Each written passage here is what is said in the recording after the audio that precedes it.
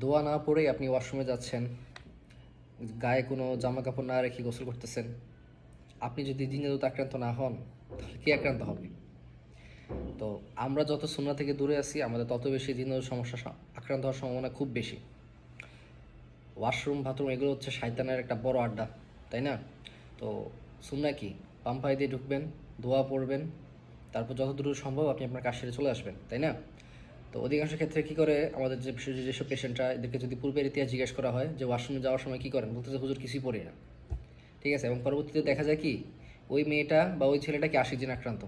আমরা মানুষদের একটা ফিতরাত, যেমন আমরা মানুষের প্রতি, অন্য মানুষের প্রতি যেরকম আকৃষ্ট হই তার সৌন্দর্য দেখে, তার কথাবার্তা, আচরণ সব কিছু দেখে, তেমনি শয়তানও আমাদের নগ্ন শরীর বা এইসব বিষয়গুলো দেখে কি সে আমাদের প্রতি আকৃষ্ট হয়।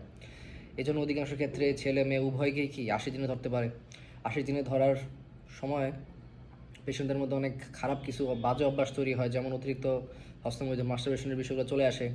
সে অনেক বেশি পর্নোগ্রাফিতে এডিক্টেড হয়ে যেতেছে, ছেলে মেয়ে উভয়ই। আমি যে শুধু সেদেরও তা না, উভয়ই এরকম আক্রান্ত হয়ে যেতেছে।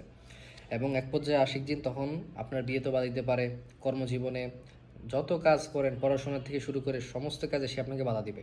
সুতরাং আপনি আপনার জীবনকে সুন্দরভাবে চলার চেষ্টা করেন, ইনশাল্লাহ আল্লাহ আপনাকে হেফাজত করবে। অন্যথায় আপনি অবশ্যই জিন জাদুতে আক্রান্ত হয়ে যাবেন। আসসালামু আলাইকুম।